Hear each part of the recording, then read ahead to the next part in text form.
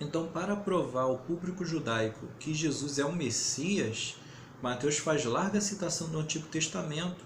É o autor que mais cita as Sagradas Escrituras do que faziam parte do Antigo Pacto, da Antiga Aliança, das profecias dos profetas do Antigo Testamento, enfim. Ele faz essa citação para mostrar aos judeus, os seus leitores, que realmente Jesus é o cumprimento de toda a profecia do Antigo Testamento. Marcos, por outro lado, vai mostrar uma outra face de Cristo, que é o servo sofredor, o servo de Jeová, que veio para padecer em prol da humanidade, sofrer morte terrível na cruz. É o homem de dores que sabe o que é padecer. Então, nesse sentido, Marcos procura fazer um relato bem dinâmico de tudo que Jesus fez. A parte de ensino é enxugada, quase não tem citação do Antigo Testamento. Ele procura ser bem prático, porque o público-alvo dele são os romanos. Então, os romanos eram práticos. Então, eles não eram muito apegados a essa questão da tradição, fulano se gerou ciclano, que por sua vez gerou fulano. Não, eles eram muito práticos. E a intenção de Marcos era mostrar Jesus como servo. Já Lucas, ele vai mostrar um relato bem mais detalhado, bem mais pesquisado, que Jesus ele se importava com o ser humano. Além de ele ser Deus, ele também era um homem como qualquer um de nós. Ele se cansava, ele tinha fome, tinha sede, se preocupava com as pessoas, procurava trazer todos para o caminho.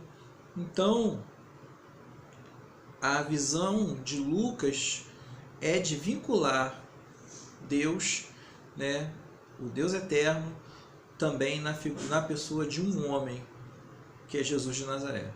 Então, Jesus é apresentado como homem no Evangelho de Lucas.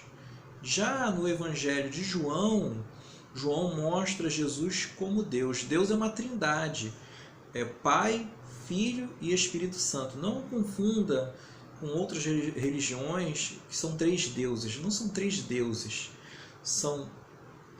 Deus é constituído em essência por três pessoas distintas. Então, quando nós falamos a respeito do Pai, né, dizemos que ele é Deus. Mas também quando falamos do Filho, né, gerado eternamente do Pai, dizemos que ele também é Deus. E a mesma coisa é a respeito do Espírito Santo, porque ele também é Deus. Deus é um só, mas diferentemente do homem, né, diferentemente de mim e de você, né, nós temos uma personalidade. Deus como pessoa, Deus como ser pessoal tem três personalidades e cada uma tem a sua característica própria. E quando João escreve, isso a gente pode verificar no capítulo 1 do Evangelho do mesmo autor, ele vai dizer que no princípio era o Verbo estava com Deus e o Verbo era Deus. Então não há dúvida de que na perspectiva de João, Jesus era o Deus eterno, o Logos, o Verbo. Logos é a palavra que deu origem a tudo, dentro da visão grega, e João muito bem associa o Logos grego com aquilo que Jesus é, porque Jesus é a palavra de Deus, o Verbo que se fez carne, né, e veio ao mundo, né, veio primeiramente para os seus não o receberam, mas a todos quantos o receberam, deu-lhes o poder de serem feitos filhos de Deus. Então o Verbo estava no mundo. Então essa é a perspectiva de João. Por isso que quando no seu evangelho, ele vai procurar mostrar acontecimentos e milagres e também ensinos que mostrem Jesus se revelando como Deus, tendo autoridade sobre a vida, tendo autoridade sobre a morte também. Não somente a vida das pessoas, mas também sobre a sua própria vida, porque ele disse que ele tinha poder para dar e poder também para reaver a vida, né? No caso, a vida dele, quando ele morresse na cruz, tinha poder para entregar e também poder para reaver. Muitas pessoas pensam que Jesus é um pobre coitado, coitadinho, morreu na cruz, mataram ele. Na verdade, ele se deu como resgate pela humanidade. Então, olha que coisa tremenda, né? Como Deus é sábio. Cada um vai apresentar uma perspectiva diferenciada de Deus, né? A verdade não está em um, está nos quatro. E cada um apresenta uma visão complementar de Jesus, devido à grandeza dele, né? Um fala que Jesus é o Messias, o outro fala que ele é o servo que em tudo obedeceu a Deus.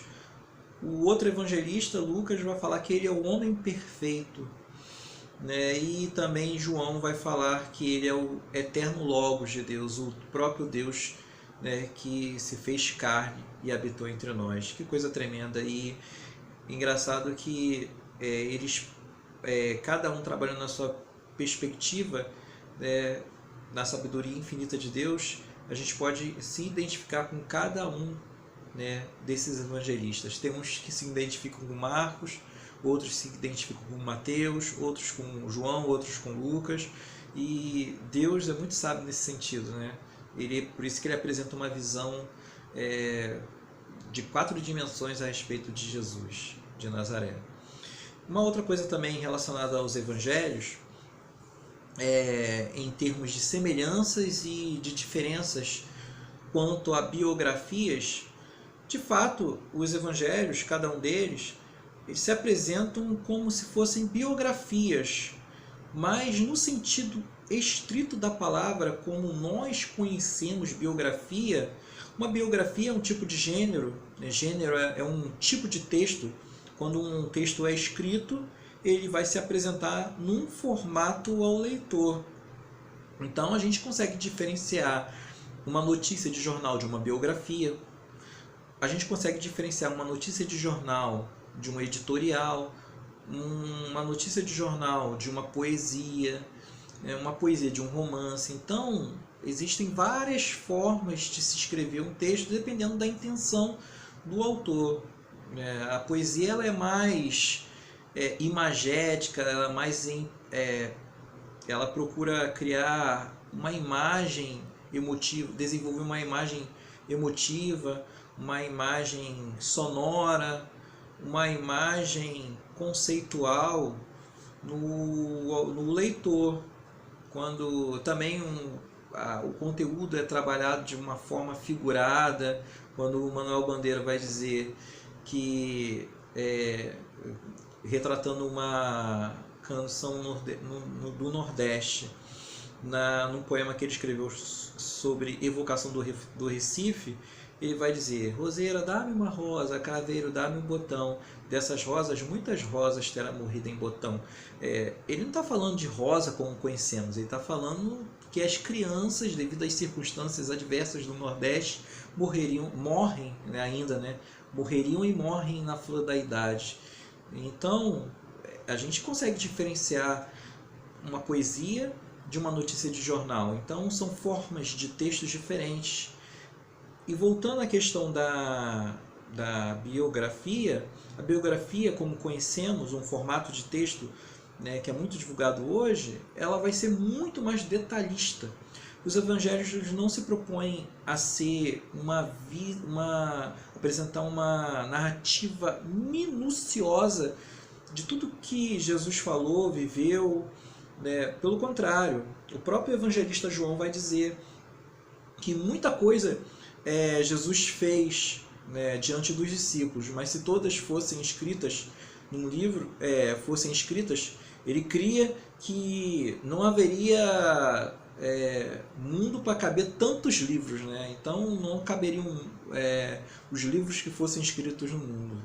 Então, de todas as coisas maravilhosas que Jesus fez na presença das pessoas da época. Então, o Evangelho, nesse sentido, os Evangelhos não são biografias no sentido exato do termo, porque eles apresentam uma visão básica a respeito de Cristo, em termos de ensinamentos, de milagres, a respeito da morte, da ressurreição. Então, são informações apenas necessárias para que os discípulos da época, principalmente aqueles que tivessem mais curiosidade, pudessem compreender em quem acreditavam e qual era a base da fé. Então, que esse vídeo possa abençoar os irmãos, essas aulas, que o Senhor possa fazer uma renovação na nossa mente. Como foi dito, o Evangelho é o poder de Deus que tem a capacidade de nos salvar. Então, já que a gente falou que o Evangelho ele é uma apresentação de um fato histórico que muda radicalmente a trajetória da humanidade, deixo a pergunta, será que nós temos permitido que esse Evangelho do Reino, mude radicalmente a nossa vida? Porque, como já foi dito em Romanos, ele tem esse poder. Que o Senhor possa abençoar os irmãos e até a próxima aula.